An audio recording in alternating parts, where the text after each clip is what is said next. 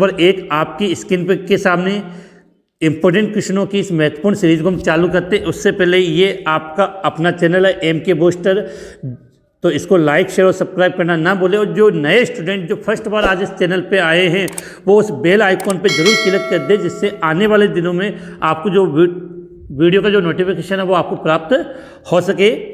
तो question number एक आपके सामने, एक कार्बनिक यौगिक जिसका अणुसूत्र C3H6O है, कार्बनिक यौगिक जिसका अणुसूत्र ये है, उसकी क्रिया 2,4-डाई नाइट्रोफेनिल हाइड्रोजन के साथ करवाने पर नारंगी लाल अवक्षेप देता है, किंतु टोलेन अभिकर्मक को अपचेत नहीं करता है। उस यौगिक का नाम और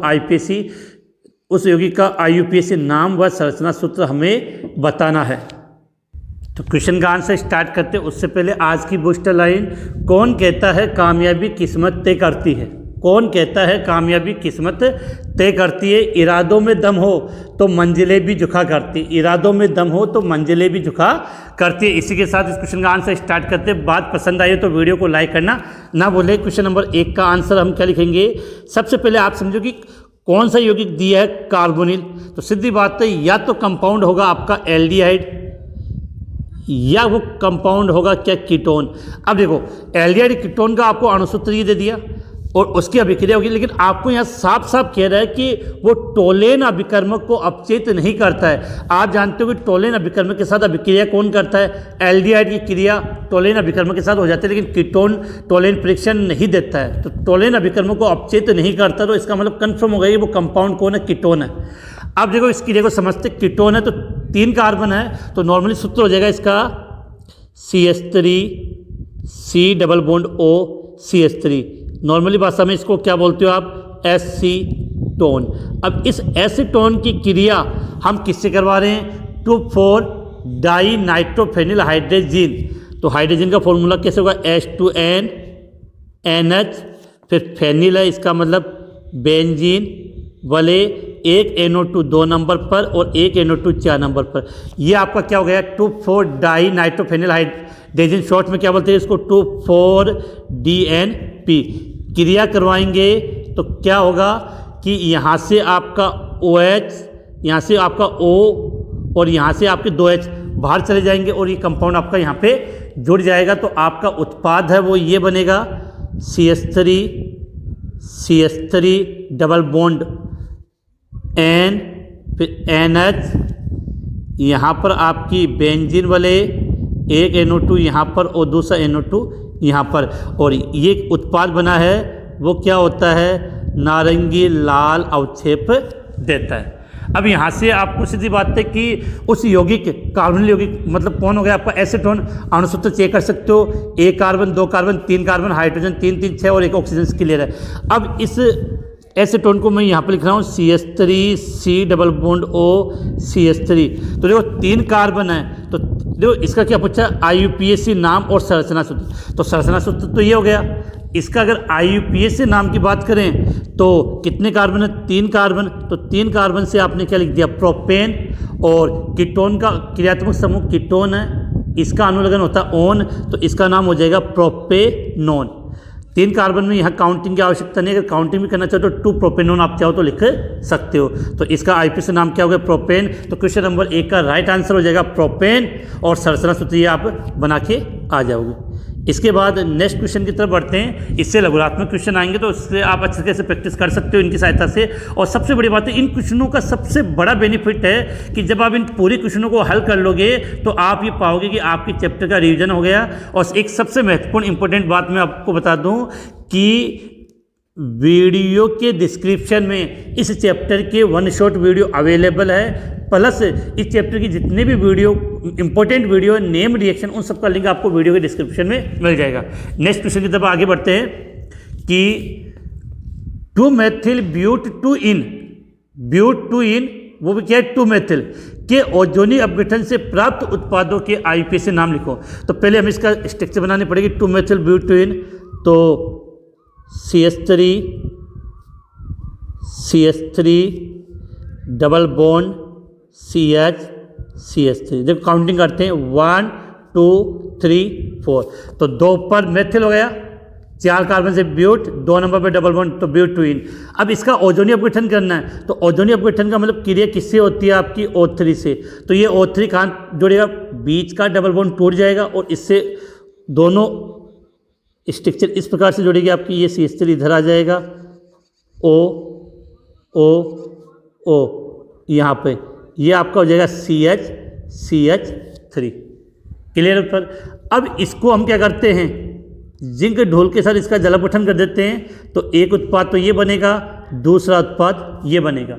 जैसे हमने इसको तोड़ा तो उत्पाद देखो, एक तो क्या हुआ CH3 CHO, तो पहला उत्पाद इसको हम यहाँ बना देते हैं, क्या बनेगा, एक तो बन गया आपका CH3 CHO, दूसरा CH3 C double bond O CH3, ये कीटोन बन गया। अर्थात यहाँ पर आपको एक एल्डिहाइड और एक कीटोन प्राप्त हो गया। अब देखो बच्चे इसी को करके छोड़ देते हैं, लेकिन सवाल में क्या पूछा है, जो उत्पाद प्राप्त होता है उसका आपको क्या नाम देना है, आपको उसका IUPAC नाम बताना है। तो इसका IUPAC देखो 2 कार्बन है, वैसे तो एसिटाल्डिहाइड होता है, लेकिन इसका अगर IUPAC नाम लिखेंगे तो 2 कार्बन से एथेन और एल्डिहाइड का अनुलग्न होता है एल, तो इसका IUPAC नाम क्या हो गया, एथेनॉल। और इसका तो जस्ट अभी मैंने आपको बताया था, क्या हो जाएगा, प्रोपेनोन। क्वेश्चन नंबर 2 आपको बिल्कुल समझ में आ गया। अब बात करते हैं क्वेश्चन नंबर 3 की तरफ। HCOOH CH3 COOH Cl CH2 COOH को उनकी अम्लता के बढ़ते क्रम में व्यवस्थित कीजिए। हमने ये साफ साफ पढ़ा था कि कार्बोक्सिलिक अम्ल पर एल्किल समूह की संख्या बढ़ने पर, एल्किल समूह की संख्या बढ़ने पर उसकी अम्लता में क्या आती है, कमी आती है।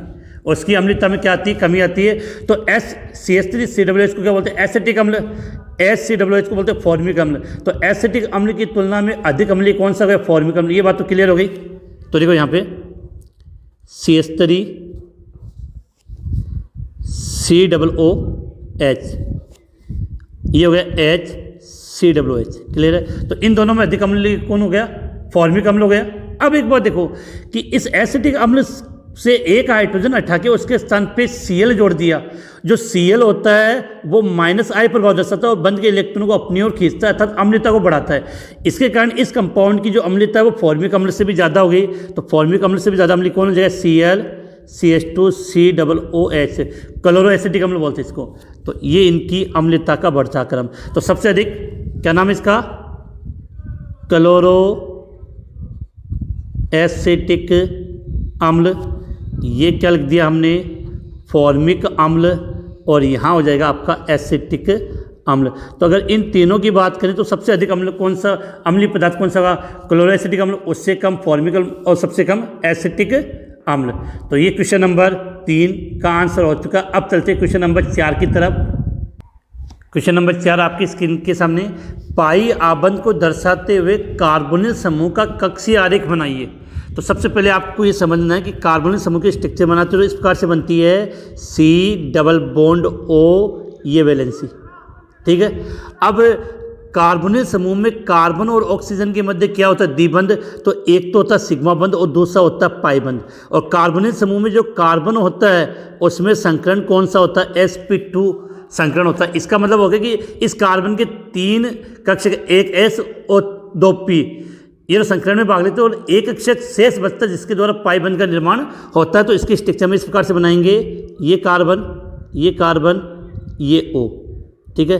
तो इस कार्बन का एक असंकृत कक्षक इस ऑक्सीजन के असंकृत कक्षक के साथ ये पाई बंध का निर्माण करता है। ये आपका सिग्मा बंध, ये आपका सिग्मा बंध और ये आपका सिग्मा बंध। ठीक है। तो ये हो गए पाई आबंध को दर्शाते हुए कार्बन समूह का कक्षीय आरेख। और इसको अगर आपको और अच्छा समझना है तो आपकी स्क्रीन पे इसका एक बुक के अकॉर्डिंग जो डायग्राम है वो आपकी स्क्रीन के सामने आ गया। जो आपको अच्छा लगे आप वो बना के आ सकते हो। इसके बाद अब हम बात करते हैं क्वेश्चन नंबर 5।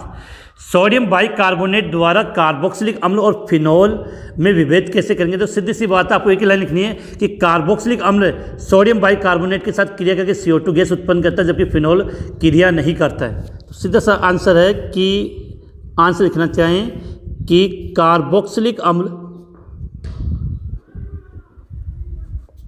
क्या लिख रहे हैं कि कार्बोक्सिलिक अम्ल सोडियम बाई कार्बोनेट के साथ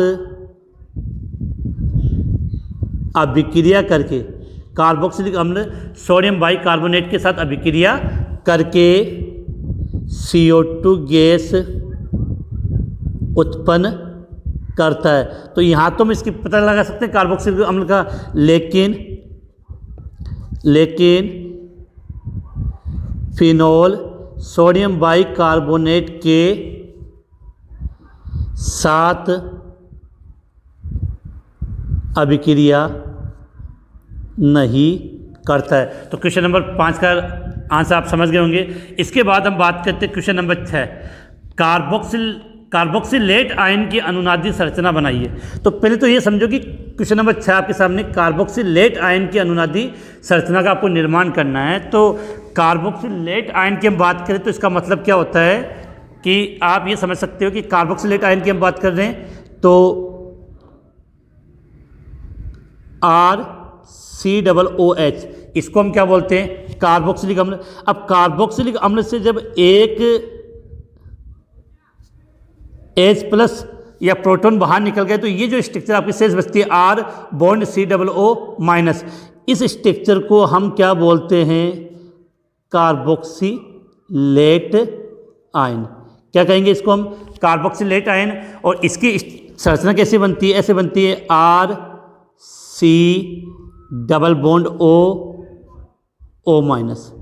एक स्ट्रक्चर तो ये हो गई। अब इसकी अनुनादी संरचना में दूसरी में क्या होगा कि इसको ऐसे लिख सकते हैं RCO-O, ये हो गई आपकी कार्बोक्सिलेट आयन की अनुनादी संरचना। ध्यान रखना कि कार्बोक्सिलेट आयन की अनुनादी संरचना में जो ऋणावेश होता है वो ऑक्सीजन परमाणु पे आता है। तो एक बार ऑक्सीजन ऋणावेश इस ऑक्सीजन परमाणु पे, दूसरी बार हमने उस पर रिप्रेजेंट कर दिया है। तो ये बन गई आपकी कार्बोक्सिलेट आयन की अनुनादी संरचना। इसके बाद क्वेश्चन नंबर 7 आपकी स्क्रीन के सामने, CH3CHO से निम्न यौगिक को प्राप्त करने की समीकरण लिखें। CH3CHO से निम्न यौगिक को प्राप्त करने की समीकरण लिखने। CH3CHO का मतलब एसिटाल्डिहाइड। अब एसिटाल्डिहाइड से आपको क्या बनाना है, ब्यूट-2-इनेल। ब्यूट-2-इनेल इसका मतलब सीधी सी बात है कि, और दूसरा बनाना क्लोरोफॉर्म। तो ब्यूट-2-इनेल का मतलब यहाँ कौन सी अभिक्रिया हो गई आपकी, एल्डोज संघनन अभिक्रिया। कौन सी, एल्डोज संघनन अभिक्रिया। तो एल्डोज संघनन अभिक्रिया में क्या होता है, एल्डिहाइड के 2 अणु होंगे, उनको सांद्र क्षार के साथ हम गर्म करते हैं। तो देखो कंडीशन क्या होती है, ये लिख दिया CH3C≡OH, यह हो गया आपका एसिटाल्डिहाइड, इसका दूसरा अणु। अब देखो इस CH3 को अगर मैं चाहूँ तो ऐसे लिख सकता हूँ आराम से CH2HC≡OH, एक ही बात है। अब क्या होगा, देखो ये डबल बॉन्ड टूटेगा तो ये आएगा, तो ये H तो इसके साथ बंध बना लेगा और इस कार्बन के साथ ये बंध जुड़ जाएगा। तो क्या स्ट्रक्चर हो जाएगी, और ये क्रिया किसकी उपस्थिति में, तनु क्षार NaOH की उपस्थिति में। तो क्या बनेगा आपका CH3CH, यहाँ हो जाएगा OH, यहाँ CH2, इसको चाहो तो एक साथ दो CHO। अब क्या किया कि इसको हम क्या करेंगे, गर्म करेंगे।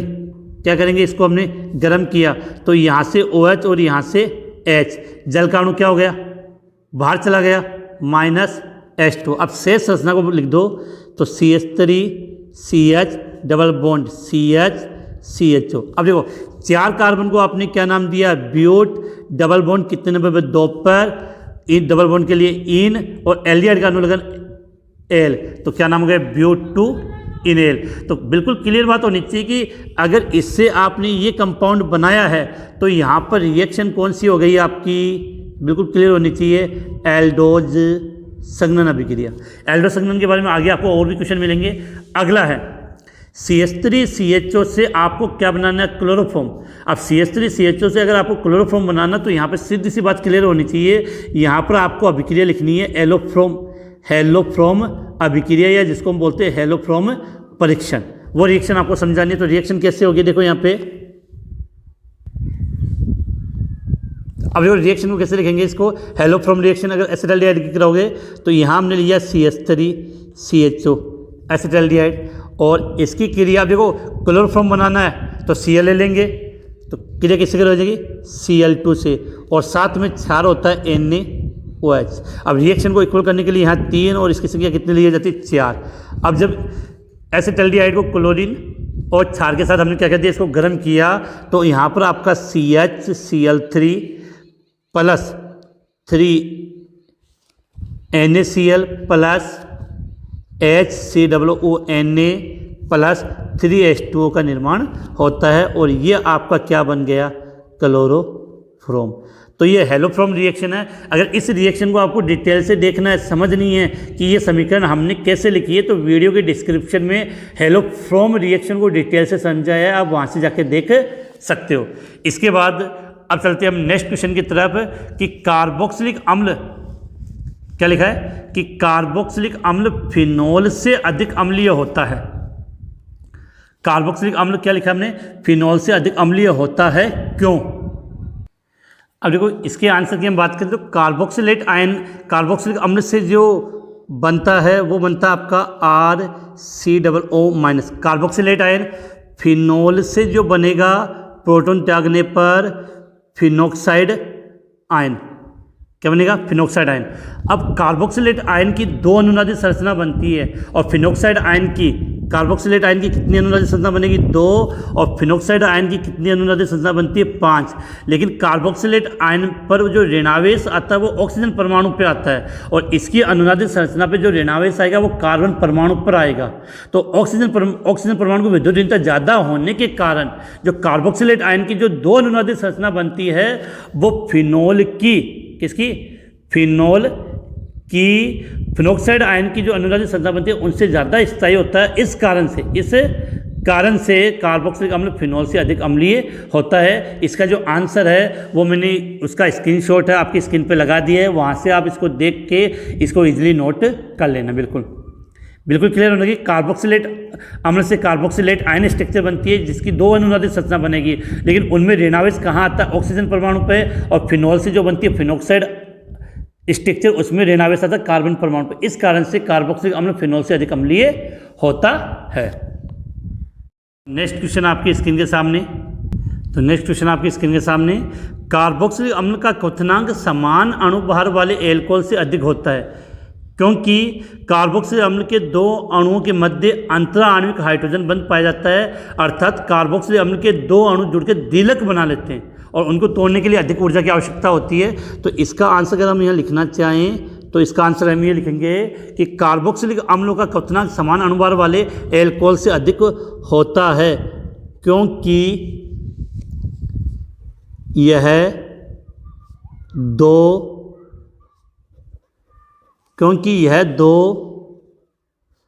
कार्बोक्सिलिक अम्लों के अणुओं के मध्य, 2 कार्बोक्सिलिक अम्लों के अणुओं के मध्य पाए जाने वाले अंतरा आणविक हाइड्रोजन आबंध बनने के कारण होता है। कोष्ठक में आप एक लाइन लिख सकते हो इसको, अर्थात कार्बोक्सिलिक अम्लों में अतिरिक्त द्विलक बनते हैं। अतिरिक्त क्या बनते हैं? द्विलक बनते हैं। इसके स्ट्रक्चर में आपको यहाँ रिप्रेजेंट कर दूँ, जैसे एक कार्बोक्सिलिक अम्ल को बनाया RC+OH, दूसरे कार्बोक्सिलिक अम्ल को मैं बना यहाँ पे R, इधर O, इधर H, यहाँ डबल बॉन्ड O। तो इसमें तो हाइड्रोजन बंदी ये बन जाएगा और इसमें हाइड्रोजन बंदी ये बन जाएगा, अर्थात ये 2 कार्बोक्सिलिक अम्ल जुड़कर एक द्विलक का निर्माण कर लेते हैं। क्या बना? और ये कौन सा बंद हो गया आपका? हाइड्रोजन बंद। इसके कारण इसका जो क्वथनांक होता है वो समान अणुभार वाले किससे? एल्कोहल से अधिक होता है। नेक्स्ट क्वेश्चन, रिएक्शन आपकी कि सोडियम एसीटेट को, किसको? सोडियम एसीटेट को किसके साथ? सोडा लाइम के साथ गर्म करने पर क्या बनता है? बहुत इंपॉर्टेंट क्वेश्चन है। पहले मैं सीधा आंसर बता दूं आपको, बनेगा क्या? मेथेन। इसकी रिएक्शन समझते हैं। सोडियम एसिटेट का फॉर्मूला क्या होता है? CH3 C double bond OON। किसके साथ गर्म करोगे इसको आप? सोडा लाइम के साथ। सोडा लाइम का फॉर्मूला क्या होता है? NaOH plus CaO। Soda lime का फॉर्मूला क्या होता है? NaOH plus CaOH। अब जो होता क्या है कि यहाँ से इतनी स्ट्रक्चर बाहर निकल जाती है, तो क्या बाहर निकल गया? Na2CO3। Na2CO3 बाहर निकल गया। शेष क्या बचा? CH3 और H, तो CH4 बन गया। क्या बन गया? मेथेन बन गया। ये बोर्ड एग्जाम में पूछा हुआ क्वेश्चन है जो आपके सामने है कि सोडियम एसिटेट को सोडा लाइम के साथ गर्म करने पे क्या बनता है? तो मेथेन बनता है। रिएक्शन मैंने आपको समझा दी है। अब इसके बाद आपका नेक्स्ट क्वेश्चन है कि सोडियम एसिटेट के जलीय विलयन का विद्युत अपघटन करने पर क्या प्राप्त होता है? ये भी काफ़ी इंपॉर्टेंट क्वेश्चन है और ये भी बोर्ड एग्जाम में आया हुआ क्वेश्चन है। सोडियम एसिटेट के जलीय विलयन का विद्युत अपघटन करने पर हमें क्या प्राप्त होता है? तो रिएक्शन की हम बात करते हैं और इस रिएक्शन में ध्यान रखना कि इस रिएक्शन में हमें जो मुख्यतः प्राप्त होगा वो क्या प्राप्त होगा? एथेन। अब एथेन कैसे बनेगा उसके समीकरण मैं आपके सामने लिखता हूँ। तो समीकरण क्या होगी? देखो यहाँ पे सोडियम एसिटेट का फॉर्मूला आपको याद हो गया, CH3COONA। ये CH3COONA मैं जिस प्रकार से लिख रहा हूँ उससे आपको अभिक्रिया इजीली याद हो जाएगी। इसका जलापठन करें तो HOH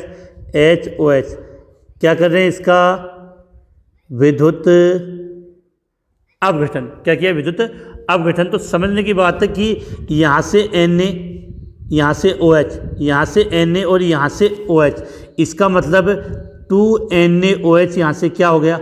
बाहर निकल गया। 2NaOH यहाँ से बाहर निकल गया। यहाँ से CO2, यहाँ से CO2, इसका मतलब 2CO2 यहाँ से क्या हो गया? बाहर निकल गया। ये क्या बन गई आपकी? H2। तो यहाँ से आपकी हाइड्रोजन गैस बाहर निकल गई। अब जो CH3 तो ये बन गया, दोनों CH3 जुड़ जाएंगे, CH3 तो ये आपका क्या बन गया? एथेन। क्या बन गया? एथेन। इसके बाद नेक्स्ट क्वेश्चन की तरफ आगे बढ़ते हैं कि निम्न यौगिकों को उनके क्वथनांक के बढ़ते क्रम में व्यवस्थित कीजिए। देखो इन सभी यौगिकों में क्वथनांक की बात करते हैं तो CH3 CH2 CH3, ये समझो। यहाँ से क्वेश्चन को समझने की कोशिश करना। ये क्या होता है? आपका हाइड्रोकार्बन। CH3 और CH3 इसको हम क्या बोलते हैं? ईथर। CH3 CH2OH ये आपका क्या हो गया? एल्कोहल। और CH3 CHO ये क्या हो गया? आपका एल्डिहाइड। तो आप सभी को जानते हो कि इन सभी में सबसे अधिक क्वथनांक किसका होगा? एल्कोहल का, फिर उससे कम एल्डिहाइड का, फिर उससे कम ईथर का और सबसे कम हाइड्रोकार्बन का। अब आपको बढ़ते हुए क्रम में लिखना है तो क्रम क्या हो जाएगा? यहाँ पे CH3 CH2 CH3, फिर उससे ज़्यादा हो जाएगा आपका ईथर का CH3O CH3, फिर उससे ज़्यादा होगा एल्डिहाइड का CH3CHO, फिर उससे ज़्यादा आपका एल्कोहल का CH3CH2OH। देखो एल्कोहल का क्वथनांक ज़्यादा होने का रीज़न है कि एल्कोहल के अंदर कौन सा बंध पाया जाता है? हाइड्रोजन बंध। एल्डिहाइड का क्वथनांक इनसे ज़्यादा होने का मतलब है कि इसकी प्रकृति कैसी होती है? ध्रुवीय, और ध्रुवीय होने के कारण इसमें ध्रुव अन्योन्य क्रिया बल होता है। तो ये क्रम बिल्कुल याद कर लेना कि सबसे अधिक एल्कोहल का होगा, उससे कम एल्डिहाइड का, उससे कम ईथर का, फिर सबसे कम हाइड्रोकार्बन का। इसके बाद हम नेक्स्ट क्वेश्चन की तरफ बढ़ते हैं कि निम्न अम्लों के, क्वेश्चन नंबर 13 आपके सामने, निम्न अम्लों के प्रत्येक युग्म में कौन सा अम्ल अधिक प्रबल है? तो जो सीधी सी बात है कि ये आपका CH3COOH, यहाँ एक H को हटा के आपने F जोड़ दिया CH2 CH3, तो जो F कौन सा प्रभाव दर्शाती है? -I। सीधी सी बात एक चीज़ समझा दूँ मैं यहाँ पे कि +I प्रभाव वाला समूह जुड़ेगा तो अम्लता क्या हो जाएगी? कम, और -I प्रभाव वाला समूह जुड़ेगा तो अम्लता क्या होगी? अधिक। तो F कौन सा प्रभाव दर्शाता है? -I, तो इसकी तुलना में इसकी अम्लता क्या हो जाएगी? अधिक। टिक लगा दिया मैंने। अगला FCH2COOH और ClCH2COOH। अब देखो ये भी -I प्रभाव दर्शाता है, ये भी -I प्रभाव दर्शाता है, लेकिन फ्लोरीन की विद्युत ऋणात्मकता क्लोरीन से ज़्यादा होती है। इस कारण से इन दोनों में अम्लता किसकी ज़्यादा होगी? इस कंपाउंड की। अगला कि इन दोनों कंपाउंड में आप गौर से देखोगे, ये अल्फा कार्बन, ये बीटा कार्बन, ये गामा कार्बन, इसमें फ्लोरीन कौन से कार्बन पे जुड़ी हुई है? गामा पे। इसमें फ्लोरीन कौन से कार्बन पे? बीटा कार्बन पे। तो कार्बोक्सिलिक अम्ल के जितने पास ये -I प्रभाव वाले समूह होंगे उसकी अम्लता उतनी ज़्यादा होती है। तो इसकी तुलना में ये फ्लोरीन यहाँ ज़्यादा पास में जोड़ी है, अर्थात इसकी अम्लता क्या होगी, ज़्यादा होगी। तो तीनों क्वेश्चन मैंने आपको यहाँ पे बता दिया। 13 में इस प्रकार क्वेश्चन बोर्ड एग्जाम में पूछ ले जाते हैं। फिर से एक महत्वपूर्ण बात बता दूं कि वीडियो के डिस्क्रिप्शन में काफ़ी महत्वपूर्ण चीज़ें आपको मिल जाएगी। एक तो सबसे इम्पोर्टेंट चीज़ 1 शॉर्ट वीडियो आपको इनके मिल जाएंगे। इसके अलावा जितनी भी आपकी नेम रिएक्शन है उनकी वीडियो मिल जाएंगे। इसके अलावा टॉपिक वाइज आपको भी वीडियो इसमें अवेलेबल रहेंगे। इसके अलावा सबसे महत्वपूर्ण इस चैप्टर के नोट्स जिसकी आप बहुत ज़्यादा डिमांड करते हैं उनका लिंक भी वीडियो के डिस्क्रिप्शन में है। इसके बाद क्वेश्चन नंबर 14 आपकी स्क्रीन के सामने। अब क्वेश्चन नंबर 14 आपके सामने, फॉर्मेलिन क्या है, इसका उपयोग लिखें। तो आप सभी जानते हैं कि फॉर्मेल्डिहाइड का 40% जलीय विलीन क्या कहलाता है, फॉर्मेलिन कहलाता है। तो यहाँ लिख सकते हो कि फॉर्मेल्डिहाइड का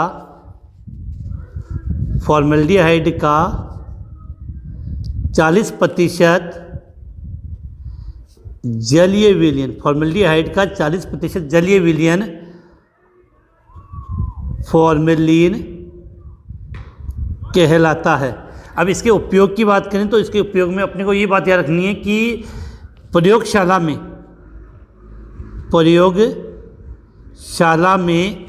प्रयोगशाला में जंतु व पादप प्रादस को रखने में, प्रयोगशाला में जंतु व पादप प्रादस को रखने के लिए जिस विलयन का हम प्रयोग करते हैं वो किसका बना होता है, फॉर्मेलिन का बना होता है। इसके बाद क्वेश्चन नंबर 15 आपके सामने कि कौन से कार्बोनिल यौगिक एल्डोज संघनन अभिक्रिया नहीं देते हैं।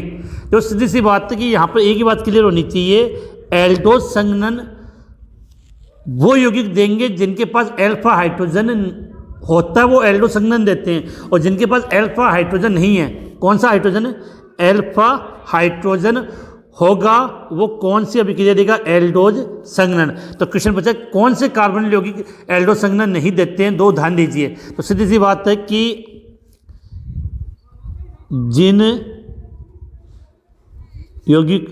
जिन कार्बोनिल यौगिक लिखेंगे यहाँ पे, जिन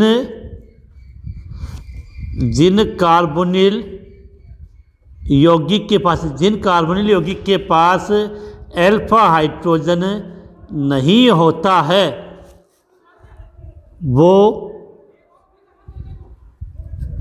एल्डोज संघनन अभिक्रिया नहीं देते हैं।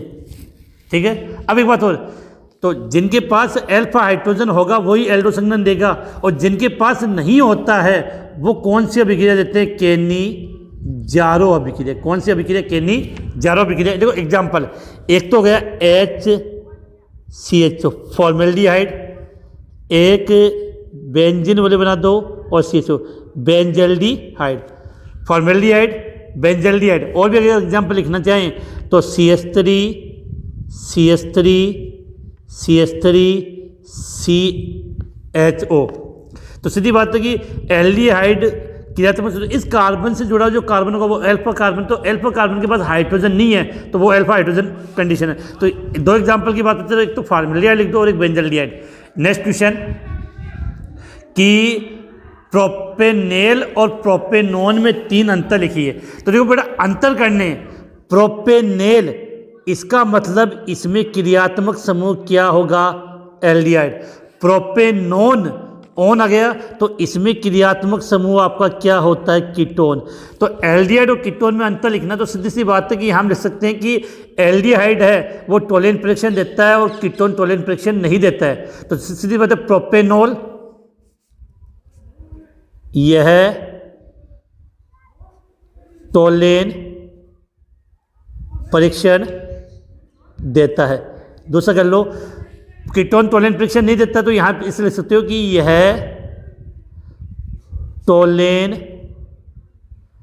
परीक्षण नहीं देता है। दूसरा आपको पता है कि जो एल्डिहाइड होगा वो फेलिंग परीक्षण देता है, तो यह फेलिंग परीक्षण देता है, और कीटोन फेलिंग परीक्षण नहीं देता है, तो यह फेलिंग परीक्षण नहीं देता। अब तीसरा अंतर समझना, प्रोपेनेल स्ट्रक्चर क्या होती है, CH3CH2CHO, propanone CH3C double bond O CH3। अब सुनना, आपने एक पढ़ा होगा हेलोफ्रॉम परीक्षण। हेलोफ्रॉम परीक्षण कौन देता है, जिसके पास CH3C डबल बॉन्ड O, ये स्ट्रक्चर जिसके पास होगी वो हेलोफ्रॉम परीक्षण देगा। तो देखो इसमें तो ये पॉसिबिलिटी है नहीं, लेकिन इसमें है। इसका मतलब प्रोपेनेल हेलोफ्रॉम परीक्षण नहीं देता है, जबकि आपका कौन है, कीटोन, यह है हेलोफ्रॉम परीक्षण देता। तो 3 अंतर हो गए। अब ये प्रोपेनेल और ओन, मतलब एल्डिहाइड और कीटोन में पूछ लो, ये कैसे भी क्वेश्चन घुमा के दे आप तो क्या सकते हो। अगला क्वेश्चन, एल्डिहाइड नाभिक स्नेही योगात्मक अभिक्रिया के प्रति कीटोन की तुलना में अधिक क्रियाशील होता है, समझाइए। जो सीधी सी बात है, यहाँ से एक चीज समझते हैं कि C डबल बॉन्ड O बना दिया। अब नाभिक स्नेही योगात्मक अभिक्रिया का मतलब है कि नाभिक स्नेही मतलब माइनस। अब देखो ऑक्सीजन की विद्युतीयता ज़्यादा होने के कारण इस पर आ जाता है आंशिक ऋणावेश, इस पर आ जाता है आंशिक धनावेश। तो नाभिक स्नेही इस कार्बन पर आक्रमण करेगा, सीधी सी बात है। इस पर धनावेश का मान जितना ज़्यादा होगा, नाभिक स्नेही उतनी जल्दी उस पर आक्रमण करेगा, उसकी क्रियाशीलता अधिक होगी। और आप जानते हो कि एल्डिहाइड की बात करते तो C डबल बॉन्ड OH एक R है। कीटोन की बात करें तो C डबल बॉन्ड OR। तो एल्किल समूह की, इसमें 2 एल्किल समूह है, तो एल्किल समूह की संख्या बढ़ने पर नाभिक स्नेही योगात्मक अभिक्रिया के प्रति उसकी क्रियाशीलता क्या होती है, कम होती है। इस कारण से एल्डिहाइड की क्रियाशीलता अधिक है, कीटोन की कम है। यहाँ एक ये I प्रभाव दर्शाता है, ये 2 दर्शाते हैं। तो सीधा सान से लिखोगे कि एल्किल समूह की संख्या में वृद्धि, एल्किल समूह की संख्या में वृद्धि होने पर कार्बोनिल समूह के कार्बन पर धनावेश की मात्रा कम होती है। इस कारण एल्डिहाइड नाभिक स्नेही योगात्मक अभिक्रिया के प्रति कीटोन से की तुलना में अधिक क्रियाशील होता है। और ये दोनों बना के आप समझा के आ सकते हो। इसके बाद नेक्स्ट क्वेश्चन कि निम्न यौगिकों को नाभिक स्नेही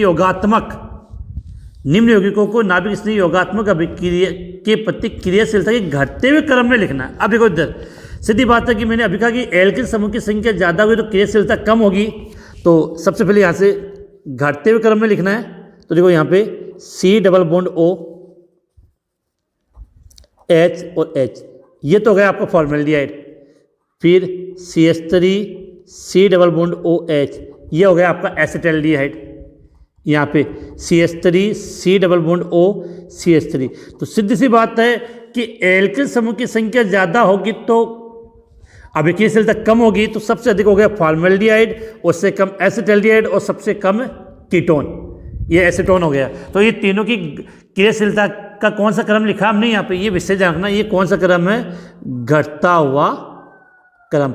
तो ये इस चैप्टर नंबर कौन सा, चैप्टर नंबर आपका 12 के लघुरात्मक क्वेश्चन मैंने करवा दिए। अब हम चलते हैं बड़े क्वेश्चन की तरफ। अगर अभी तक आपने वीडियो को लाइक नहीं किया तो लाइक जरूर कर दें और सब्सक्राइब करना ना भूलें, जिससे आने वाले वीडियो का नोटिफिकेशन आपको प्राप्त हो सके। तो ये थे लघुरात्मक क्वेश्चन। अब हम चलते हैं निबंधात्मक बड़े क्वेश्चनों की तरफ। तो इस चैप्टर से निबंधात्मक प्रश्न कितना आएगा, 1 आएगा, और उसके कितने अंक का होगा, 4 अंक का। लेकिन ये 4 अंक किस प्रकार से होंगे वो समझा दूँ।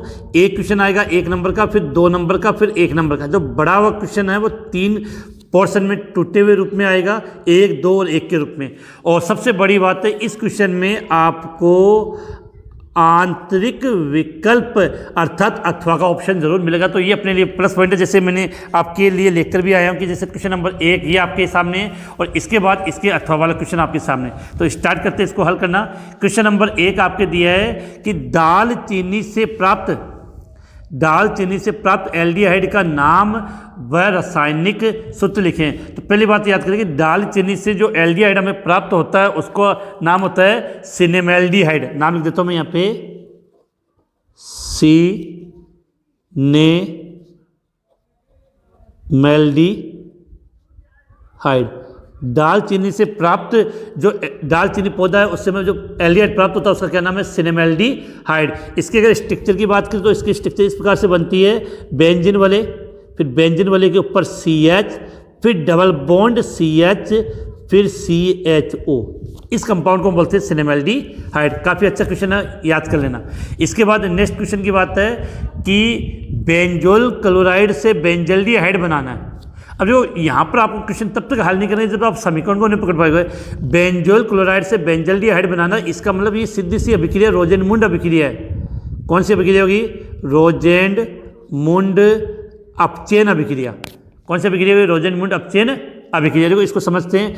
बेंजोल क्लोराइड का फॉर्मूला क्या होता है, बेंजीन वाले के ऊपर C+OCl, ये हो गया बेंजोल क्लोराइड। अब इसका हमें रोजेंड-मुंड अपचयन में क्या करते हैं, इसका अपचयन करना है। तो अपचयन के लिए कौन सी गैस होगी, हाइड्रोजन। किसकी उपस्थिति में, प्लेटिनिकत बेरियम सल्फेट की उपस्थिति में इसका अपचयन हो जाता है। तो क्या होगा, 2H तो एक H तो HCl के रूप में बाहर चला जाएगा, दूसरा H यहाँ जुड़ जाएगा। तो ये बेंजीन वाले CHO एक H यहाँ जुड़ गया और HCl बाहर चला गया। तो क्या बन गया, बेंजोल क्लोराइड से आपका बेंजल्डिहाइड का निर्माण हो गया। अगला क्वेश्चन है, एसीटोन से एसीटोन हाइड्रेजोन का निर्माण करना है। तो सीधी सी बात है कि इसमें एसीटोन की क्रिया किससे कराओगे, हाइड्रेजोन से। हाइड्रोजन का फॉर्मूला क्या होता है, H2NNH2, 2 बार में लिख दो, NH2 NH2। अब देखो इस रिएक्शन को मैं यही समझा रहा हूँ। यहाँ लिखा मैंने CH3 double bond O, C double bond O, इधर CH3 ये हो गया एसीटोन। क्रिया किससे करवानी है इसकी, हाइड्रेजोन तो उत्पन्न हाइड्रोजन से। हाइड्रोजन का फॉर्मूला H2NNH2। तो क्या हुआ, यहाँ से 2H और यहाँ से O, जल का अणु बाहर निकल गया। तो उत्पाद क्या बन जाएगा, CH3 डबल बॉन्ड NNH2। ये बन गया आपका एसीटोन हाइड्रेजोन। तो ये क्वेश्चन तभी आपको, इस प्रकार के क्वेश्चन आप तभी हल कर पाओगे जब आपको इस चैप्टर की जो रिएक्शन है वो मुंह जवानी याद हो। अगले क्वेश्चन की तरफ हम आगे चलते हैं। कार्बोक्सिलिक अम्ल का क्वथनांक समतुल्य द्रव्यमान वाले एल्डिहाइड की तुलना में अधिक होता है, क्यों? तो सीधी सी बात है कि अभी मैंने ऐसा क्वेश्चन हमने किसके लिए पढ़ा था, अगर उसके स्थान पर लिखा हुआ था एल्कोहल, तो सीधा सा रीजन आपको एक ही लिखना कि कार्बोक्सिलिक अम्ल होते हैं, उनके 2 अणु आपस में जुड़ के किसका निर्माण कर लेते हैं, दिलक का निर्माण कर लेते हैं।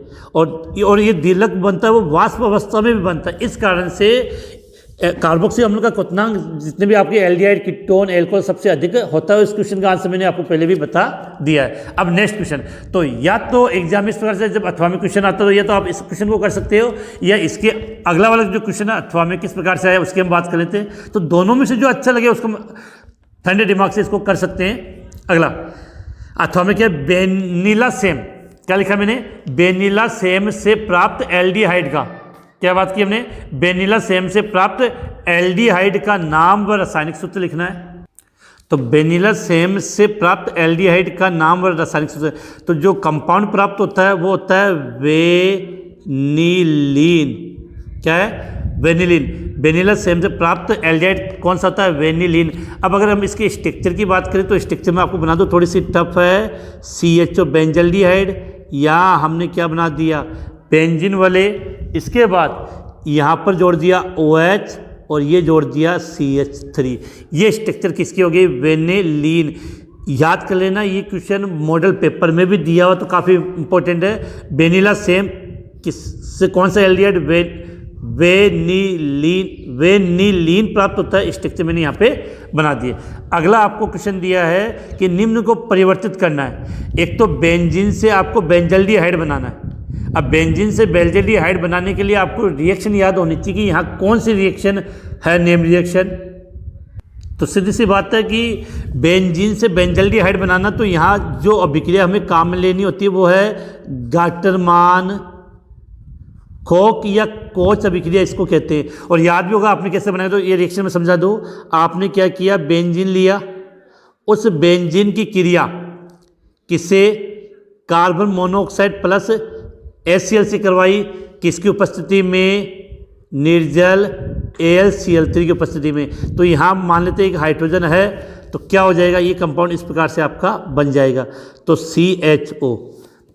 तो इस प्रकार के क्वेश्चन तभी कर पाओगे जब हमें ये पता हो कि गाटरमान कोक अभिक्रिया क्या है, इसमें क्या बनता है। तो जितनी भी नेम रिएक्शन है उन सब का लिंक वीडियो के डिस्क्रिप्शन में है, तो क्लास के बाद उसको जरूर देख लें।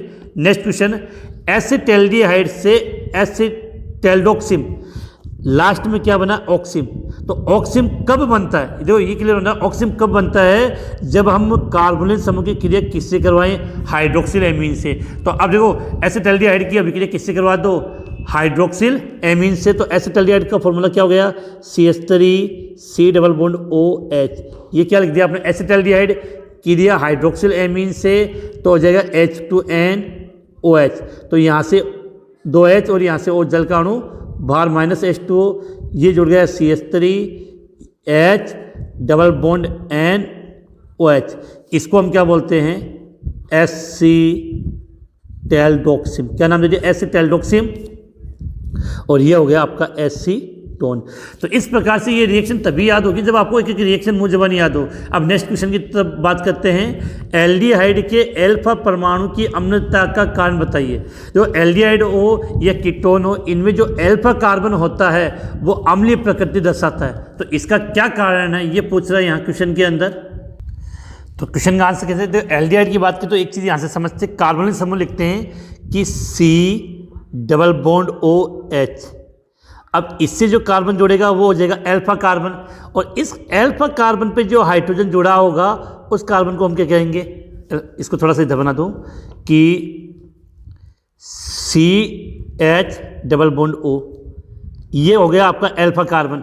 अब इस अल्फा कार्बन से जो हाइड्रोजन जुड़ा होगा उसको हम बोलेंगे अल्फा हाइड्रोजन। तो ये हो गया अल्फा हाइड्रोजन।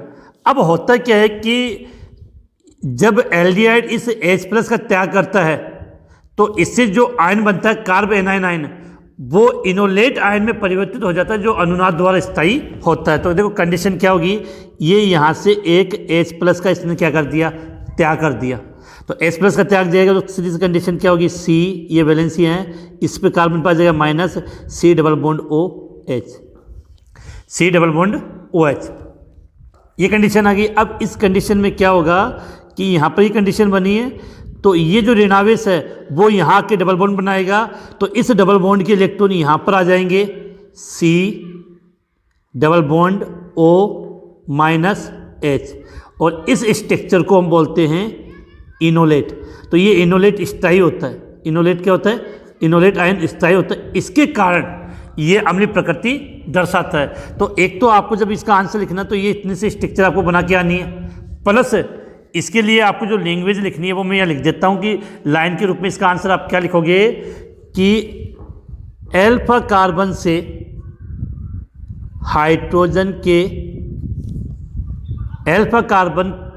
हाइड्रोजन के हटने से मध्यवर्ती कार्ब एनायन बनता है।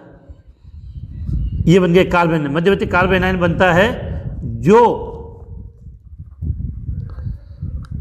अनुनाद द्वारा स्थायी होकर इनोलेट आयन बनाता है। जो अनुनाद द्वारा स्थायी होकर क्या बनाता है, इनोलेट आयन बनाता है। तो निबंधात्मक क्वेश्चन में पहला हो गया। ऐसे में 3-4 क्वेश्चन काफ़ी इंपॉर्टेंट क्वेश्चन लेकर आया हूँ। इन सभी को आप हल कर लोगे तो आपको ये एहसास होगा कि आपका चैप्टर आपकी मुट्ठी में है। नेक्स्ट क्वेश्चन आपके स्क्रीन के सामने, निम्न को अम्लीयता के बढ़ते हुए क्रम में लिखना है। तो जो हमने सीधे से एक ही बात सीखी थी कि कार्बोक्सिलिक अम्ल पर एल्किल समूह जुड़ने पर अम्लीयता के मान में कमी आती है। अम्लीयता के मान में कमी हो तो जितना ज़्यादा एल्किल समूह होगा उसकी अम्लीयता उतनी कम होगी। अब देखो फॉर्मिक अम्ल, H है। एसिटिक अम्ल में एक एल्किल समूह है, इसमें इससे 2 एल्किल समूह जुड़ा है, इसमें इससे 3 एल्किल समूह जुड़ा है, तो इसकी अम्लता सबसे कम, फिर उससे कम ये, उससे ज़्यादा ये, और सबसे ज़्यादा अम्ल कौन सा होगा? Formic acid.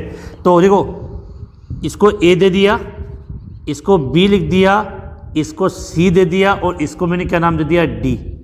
ठीक है, तो अब इन चारों में सबसे अधिक अम्लीय ये है और सबसे कम ये, तो इसको हम इस प्रकार से यहाँ क्रम में लिख सकते हैं, सबसे कम अम्लीय D, उससे कम अम्लीय, उससे अधिक अम्लीय C, उससे अधिक अम्लीय आपका B, और सबसे अधिक अम्लीय A।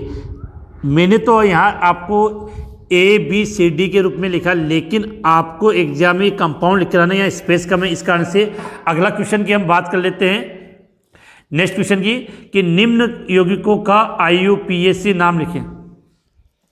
ये काफ़ी मेहनत लगती है इस प्रकार के इंपॉर्टेंट क्वेश्चन बनाने में और उसको हल करवाने में। तो अगर वीडियो बिल्कुल थोड़ा बहुत भी आपको पसंद आए तो अपने जितने भी साथी हैं उनको ज़रूर शेयर करें। अब नेक्स्ट, निम्न यौगिकों का IUPAC नाम लिखें। काफ़ी सिंपल कंपाउंड है। अब जो ऐसे कंपाउंड का अगर हमें IUPAC नाम लिखना है तो हमें इनका सूत्र आना चाहिए। एसीटोन, तो एसीटोन का फॉर्मूला क्या होता है? CH3 C double bond O CH3। तो इसका तो IUPAC नाम मैंने शुरुआत में भी बताया था, तो इसका IUPAC नाम क्या हो जाएगा? प्रोपेनोन। अब फॉर्मेल्डिहाइड, फॉर्मेल्डिहाइड का फॉर्मूला क्या होता है? HCHO। ए कार्बन है तो ए कार्बन को आप क्या बोलते हो? मेथेन। एल्डिहाइड का अनुलग्न मेथेनेल। अगला एसिटैल्डिहाइड CH3 CHO, 2 कार्बन है तो इसका IUPAC नाम हो जाएगा एथेनेल। अगला दिया फॉर्मिक अम्ल, फॉर्मिक अम्ल का फॉर्मूला HCOOH। जो एक कार्बन को मेथेन बोलते हैं और इनका अनुलग्न होता है ओइक, तो नाम हो गया मेथेनोइक अम्ल। एक बात और बता दूं, इस प्रकार के इतने सिंपल कंपाउंड के नामकरण बोर्ड एग्जाम में पूछे गए, तभी मैं ये लिख कर आया हूँ आपके लिए। अगला है एसीटेट आयन की अनुनादी संरचना बनाइए। अगर आपको पता हो तो इस चैप्टर के शुरुआत में हमने कार्बोक्सिलिक अम्ल की अनुनादी संरचना या कार्बोक्सिलेट आयन की अनुनादी संरचना बनाई, तो सेम उसी के अकॉर्डिंग इसकी बनेगी। यहाँ मैं फिर से बना देता हूँ CH3, इसको ऐसे लिखेंगे CH3 C double bond O minus. ये क्या हो गया आपका? Acetate ion. इसकी अनुनादी संरचना बनेगी तो दूसरा क्या हो जाएगा? CH3 CO minus double bond O। और तीसरा इनका मिला जुला के संकर रूप दिखाना चाहें तो CH3 COO dash dash dash dash dash 1/2 minus 1/2 minus. ठीक है, इसके बाद ये क्वेश्चन हो गया बिल्कुल काफ़ी। तो कभी कभार जो अथवा में जो बड़े क्वेश्चन आते हैं वो इतने ईजी आते हैं कि बहुत ईजिली आप इनको कर सकते हो। बिल्कुल 4 में से 4 नंबर आप यहाँ पे इजीली ला सकते हो। इसके बाद इसके अथवा वाली क्वेश्चन की बात करते हैं कि निम्न को अम्लता के बढ़ते हुए क्रम में लिखें। देखो पहले लिखा है बेंजोइक अम्ल, फिर आपका आया 4 मेथॉक्सी बेंजोइक अम्ल, फिर लिखा 4 नाइट्रो बेंजोइक अम्ल। देखो जो नाइट्रो समूह है वो दर्शाता है -I प्रभाव, मेथॉक्सी समूह दर्शाता है +I प्रभाव। ये मैंने शुरुआत से बताया कि -I प्रभाव जुड़ेगा तो अम्लता बढ़ेगी और इसके जुड़ने पर अम्लता घटेगी। तो सबसे अधिक अम्लीय 4 नाइट्रो बेंजोइक अम्ल, फिर बेंजोइक अम्ल और फिर 4 मेथॉक्सी बेंजोइक अम्ल। इन तीनों को मैं थोड़ा सा नीचे इनके स्ट्रक्चर बना देता हूँ, उसके साथ में आपको इसके फॉर्मूले भी याद हो जाए। चलो इनको ऊपर ही हम बना लेते हैं स्ट्रक्चर, या थोड़ी सी पास में जगह लेके कि जिससे आपको देखो सबसे कम होगा 4 मेथॉक्सी बेंजोइक अम्ल। तो इसकी स्ट्रक्चर क्या होती है? बेंजीन वाले के ऊपर COOH, ये तो क्या बेंजोइक अम्ल। हमें 4 मेथॉक्सी बनाना तो यहाँ जोड़ दिया मैंने OCH3। ठीक है, अब आपका बेंजोइक अम्ल उससे अधिक अम्लीय होगा तो ये बना दिया बेंजोइक अम्ल, और सबसे अधिक पैरा वाला तो बेंजीन वाले बना दिया, यहाँ पे COOH और यहाँ पे NO2। क्लियर है, बात समझ में आ गई बिल्कुल। तो ये इनका क्रम है, इस पर क्वेश्चन पूछ लिए जाते हैं। अब नेक्स्ट है कि निम्न यौगिकों का हमें क्या देना है? IUPAC नाम। इन कंपाउंड के हम नामकरण तभी कर पाएंगे जब हमें इनके फॉर्मूला है। एसिटिक अम्ल फॉर्मूला क्या होता है? CH3 COOH, 2 कार्बन है। कितने कार्बन है ये? 2 कार्बन, तो 2 कार्बन से आपका, अब बात करें 2 कार्बन है तो 2 कार्बन से आप इसको क्या बोलोगे, एथेन, और कार्बोक्सिलिक अम्ल का अनुलग्न तो ओइक, तो नाम क्या होगा इसका, एथेनोइक अम्ल। अब बात करते हैं ऑक्जेलिक अम्ल, तो ऑक्जेलिक अम्ल की स्ट्रक्चर क्या होती है, COOH COOH, 2 कार्बन। अब देखो 2 कार्बन को आप एथेन बोलोगे, कार्बोक्सिलिक अम्ल कितने, 2, तो 2 के लिए डाई अनुलग्न ओइक, तो एथेन डाई ओइक अम्ल। इसके बाद सक्सेनिक अम्ल, फिर पूछा मेलोनिक अम्ल। जो मेलोनिक अम्ल के स्ट्रक्चर में बना दूं यहाँ पे CH2 COOH, तो 1 2 3 3 कार्बन हो गए, कितने कार्बन हो गए, 3, तो 3 कार्बन से क्या बन गया, प्रोपेन। अब सीधी बात है ये 1 नंबर पर होगा और ये 3 नंबर पर लास्ट पे, तो प्रोपेन डाई ओइक अम्ल। अब बात करें सक्सेनिक अम्ल, तो सक्सेनिक अम्ल की स्ट्रक्चर क्या होती है, HOOC, एक CH2, 2 CH2, COOH, ये क्लियर हो गया। अब 4 कार्बन है तो 4 कार्बन को आप क्या बोलोगे, ब्यूटेन, डबल बॉन्ड की कार्बोक्सिलिक अम्ल कितने हो गए, 1 और 1 2, तो डाई और कार्बोक्सिलिक अम्ल का अनुलग्न ओइक, तो ब्यूटेन डाइक ओइक अम्ल। अगर आप ये भी लिख दोगे ना, ये 1 पे और ये 4 पे, तो भी कोई गलत नहीं, ब्यूटेन 1,4 डाइक ओइक अम्ल। क्लियर है। अब नेक्स्ट क्वेश्चन, तो इस प्रकार के, और ये सक्सेनिक अम्ल और मेलोनिक अम्ल की जो नामकरण है वो बोर्ड एग्जाम में पूछे जा चुके हैं पिछले गत वर्षों में। अब बात करें, निम्न को क्वथनांक के बढ़ते हुए क्रम में व्यवस्थित कीजिए। देखो सीधी सी बात समझनी है, ये कंपाउंड क्या आपका, ईथर, ये कंपाउंड क्या आपका, एल्कोहल, ये CHO है तो ये आपका क्या हो गया, एल्डिहाइड, और ये कंपाउंड कौन सा हो गया, कीटोन।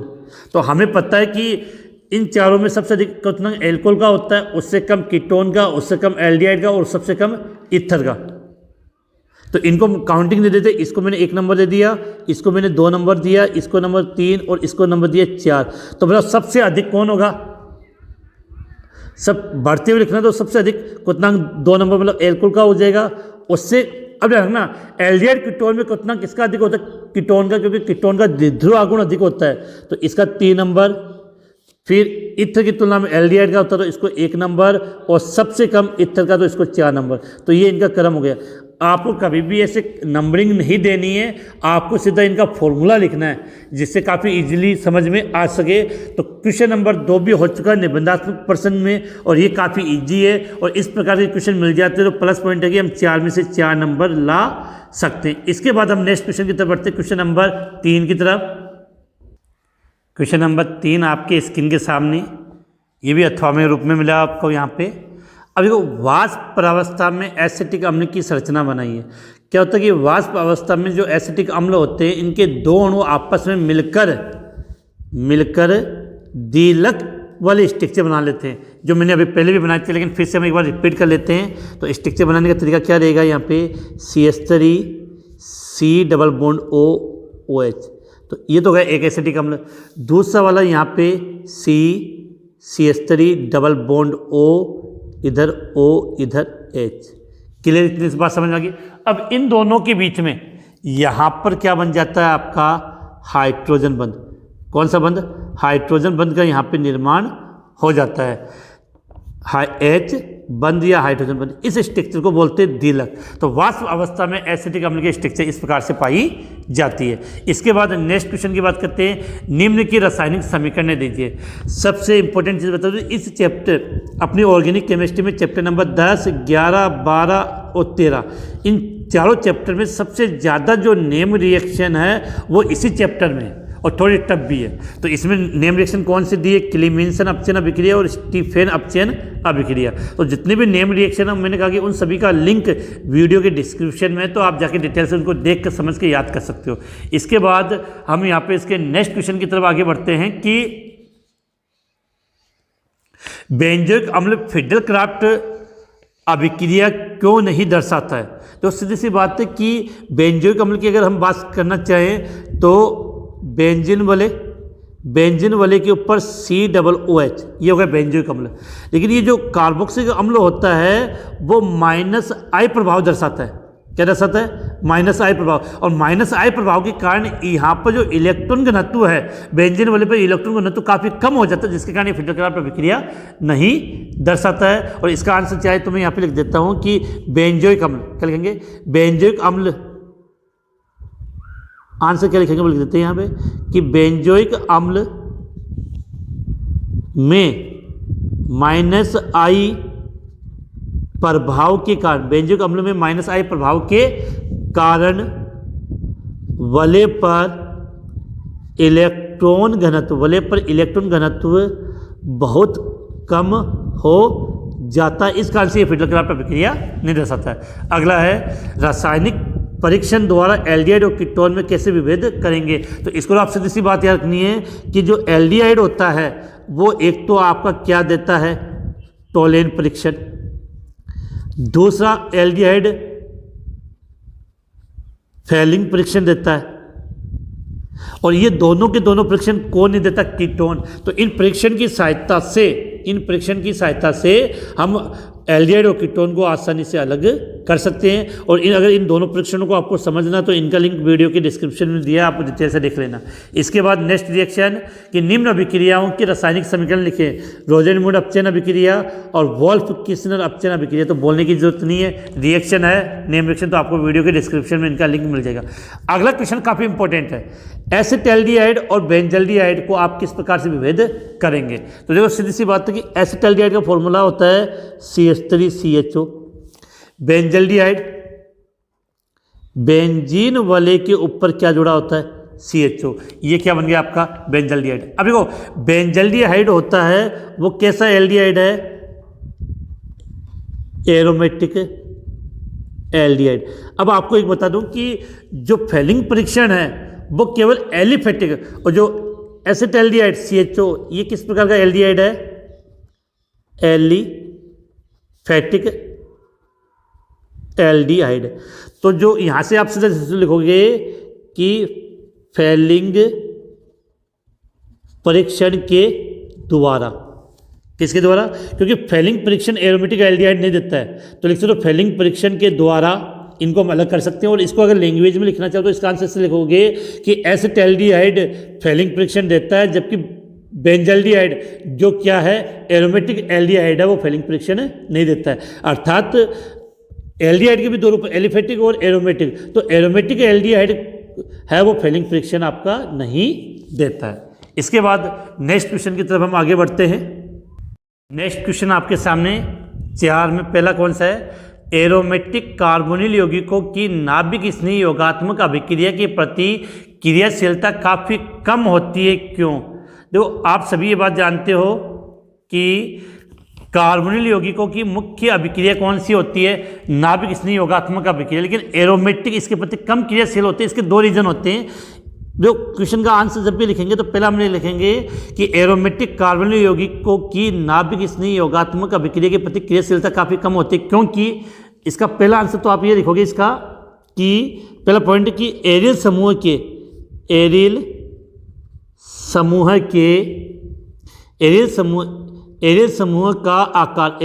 का आकार बड़ा होने के कारण त्रिविम बाधा उत्पन्न होती है कि अगला टेक्निक कर पाएगा नाभिक स्नेही।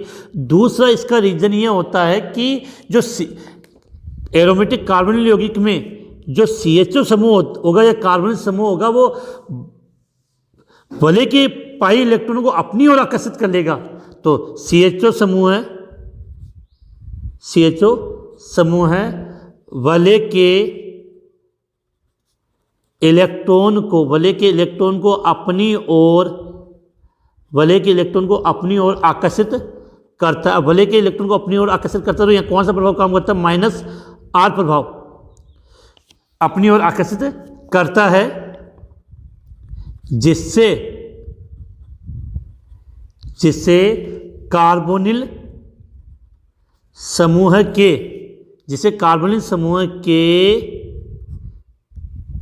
कार्बन परमाणु पर, कार्बनिक समूह के कार्बन परमाणु पर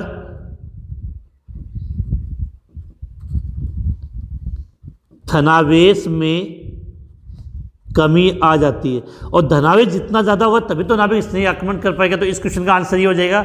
इसके बाद इसके नेक्स्ट क्वेश्चन की तरफ हम आगे देखते हैं कि निम्न को समझाइए। एल्डो संघनन और हेल्ड पोलार्ड जेलेंस्की रिएक्शन, ये दोनों रिएक्शन काफ़ी इंपॉर्टेंट है बोर्ड एग्जाम के हिसाब से, और विशेषकर एल्डो संघनन। तो इन नेम रिएक्शन है तो इनका लिंक आपको वीडियो के डिस्क्रिप्शन में मिल जाएगा। इसके बाद नेक्स्ट क्वेश्चन आपके सामने है कि एरोमेटिक कार्बोनिल, नेक्स्ट क्वेश्चन क्या है कि गिरनार अभिकर्मक द्वारा एथेनोइक अम्ल आप किस प्रकार प्राप्त कर सकते हो, समीकरण लिखो। तो देखो इसके लिए क्या होता है कि गिरनार अभिकर्मक की क्रिया हम कार्बन मोनोऑक्साइड से करवा देते हैं। तो देखो कार्बन मोनोऑक्साइड का फॉर्मूला का मतलब C+O, कार्बन मोनोऑक्साइड होगी। इसकी अभिक्रिया गिरनार अभिकर्मक से तो CH3MgX, बंध सदैव यहाँ से टूटेगा, यहाँ इस X के स्थान पे मैंने Cl ले दिया, क्लियर है। अब यहाँ से ये डबल बॉन्ड टूटेगा तो इस कार्बन से ये जुड़ गया और इस O से ये जुड़ जाएगा, तो CH3COMgCl। सीधी सी बात है कि CH3 यहाँ से टूट गया, इस कार्बन के साथ CH3 जुड़ गया और इस O के साथ MgCl जुड़ गया। अब क्या किया, इसका आपने क्या कर दिया, जल अपघटन, जल के साथ क्रिया, तो ये अलग हो जाएगा। H को आप यहाँ पे जोड़ दो तो CH3C+OOH, ये आपका क्या बन गया, एथेनोइक अम्ल। क्या बन गया, एथेनोइक अम्ल। अब इस क्वेश्चन का जो अथवा वाला पोर्शन हम उसकी बात करते हैं। अब अथवा में क्या क्वेश्चन है कि कार्बोक्सिलिक अम्ल के कार्बोनिल समूह होते हुए भी नाभिक स्नेही योगात्मक अभिक्रिया नहीं देते। देखो कार्बोनिल समूह की मुख्य अभिक्रिया कौन सी थी, नाभिक स्नेही योगात्मक अभिक्रिया।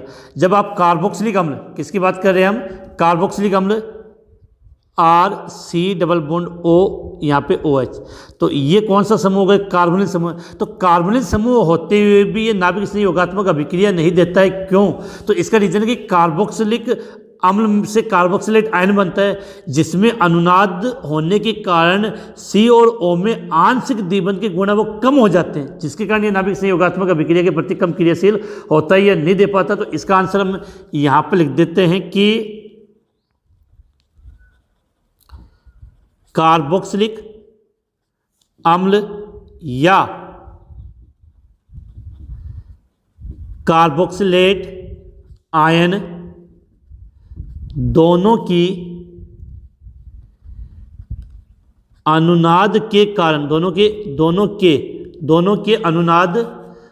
के अनुनाद के कारण C व O के मध्य द्विबंध के लक्षण कम हो जाते हैं, जिसके कारण ये नाभिक स्नेही योगात्मक अभिक्रिया के प्रति कम क्रियाशील होता है। अगला क्वेश्चन, केनिजारो और हेलोफ्रोम अभिक्रिया, तो नेम रिएक्शन, तो इनका लिंक वीडियो के डिस्क्रिप्शन में मिल जाएगा, देख लेना। एक चीज़ बता दूं, केनिजारो अभिक्रिया उन एल्डिहाइड में होती है जिनमें एल्फा हाइड्रोजन नहीं होता है, अर्थात जो एल्डिहाइड एल्डो संघनन नहीं देते वो कौन सा क्या देंगे, केनिजारो अभिक्रिया। Example formaldehyde C6H5CHO benzaldehyde. Haloform reaction भी इंपॉर्टेंट है। हेलोफ्रोम रिएक्शन कौन देगा, तो हेलोफ्रोम अभिक्रिया कौन देगा, जिसमें मेथिल कीटोन अर्थात CH3C+O समूह होता है, वो कौन देता है, हेलोफ्रोम अभिक्रिया। इन रिएक्शनों को वीडियो के लिंक में डाल दिया गया है, वहाँ पे इजीली इनको समझा गया है, वहाँ से आप देख सकते हो। इसके बाद हम बात करते हैं कि समसंख्या युक्त कार्बोक्सिलिक अम्लों के गलनांक विषम कार्बन युक्त कार्बोक्सिलिक अम्लों से अधिक होते हैं। मतलब कहने का मतलब है कि जैसे एक में कार्बन की संख्या 4 है, एक में कार्बन की संख्या 5 है, तो इसमें कार्बन की संख्या किसमें आ गई, सम, इसमें कार्बन की संख्या क्या हो गई, विषम। तो जो सम संख्या वाले कार्बोक्सिलिक अम्ल होते हैं उनका क्वथनांक विषम वाले से अधिक होता है, क्यों, तो इसका एक छोटा सा रीजन है कि यहाँ से हम लिख देते तो इस तरह अच्छा रहेगा कि सम संख्या युक्त, क्या लिखा है, सम संख्या युक्त कार्बोक्सिलिक अम्ल होते हैं, वो क्रिस्टल जालक में क्रिस्टल जालक में अच्छी तरह से निबिड़ संकुलित हो जाते हैं। तो सीधा से याद करना, इसका रीजन क्या रहेगा कि सम संख्या युक्त कार्बोक्सिलिक अम्ल क्रिस्टल जालक में अच्छी तरह से निबिड़ संकुलित हो जाते हैं, जिसके कारण इनका गलनांक विषम वाले से अधिक होता है। अब इसका एक लास्ट क्वेश्चन नंबर 5 जो आपकी स्क्रीन के सामने, क्वेश्चन नंबर 5 आपके सामने, निम्न को परिवर्तित कीजिए। देखो, एसिटिक अम्ल को एथेन में परिवर्तित करना है, दूसरा एसिटिक अम्ल को क्लोरो एसिटिक अम्ल में। देखो, इस प्रकार के क्वेश्चन हम तभी हल कर पाएंगे जब हमें रिएक्शन याद हो। देखो, अगर एसिटिक अम्ल से अगर आपको एथेन बनाना है तो यहाँ पर सीधी सी बात है कि बिल्कुल रिएक्शन आपके माइंड में होनी चाहिए कि एसिटिक अम्ल को आपने सोडियम एसीटेट में कन्वर्ट कर लिया और फिर इसका आपने क्या कर दिया, विद्युत अपघटन प्राप्त कर सकते हो। दूसरा एसिटिक अम्ल को मोनोक्लोरो एसिटिक अम्ल में, तो ये कौन सी अभिक्रिया हो गई, हेल्ड फोलार्ड जेलेंस की अभिक्रिया हो गई। अब देखो, निम्न में उत्पाद की पहचान करनी है, तो इनसे आपका क्या बनेगा। और इसके बाद सेम अगला क्वेश्चन है, निम्न रासायनिक अभिक्रियाओं को उत्पाद में परिवर्तित कीजिए। देखो, इस प्रकार के जब क्वेश्चन आते हैं तो अपने दिमाग की बत्ती हल जाती है और हमें ये तभी हल कर पाते हैं जब हमें ये चैप्टर अच्छी तरह से याद हो। तो सदैव की तरह जो लास्ट क्वेश्चन होता है वो केवल आपके लिए होता है, तो आप इसका स्क्रीनशॉट ले लें, पहले 5वें का इसका और फिर 8वें वाले का, क्योंकि इतना मैंने हल करवा दिया तो लास्ट क्वेश्चन आपके लिए छोड़ देता हूँ। इसको हल करके मेरे व्हाट्सएप नंबर 9079242041 पे आप मैसेज कर दें इसको करके, क्योंकि उससे मुझे ये पता चल जाता है कि कितने स्टूडेंट हैं उन्होंने वीडियो को लास्ट तक देखा है और क्वेश्चनों को हल किया। इसलिए लास्ट क्वेश्चन आपके लिए है। तो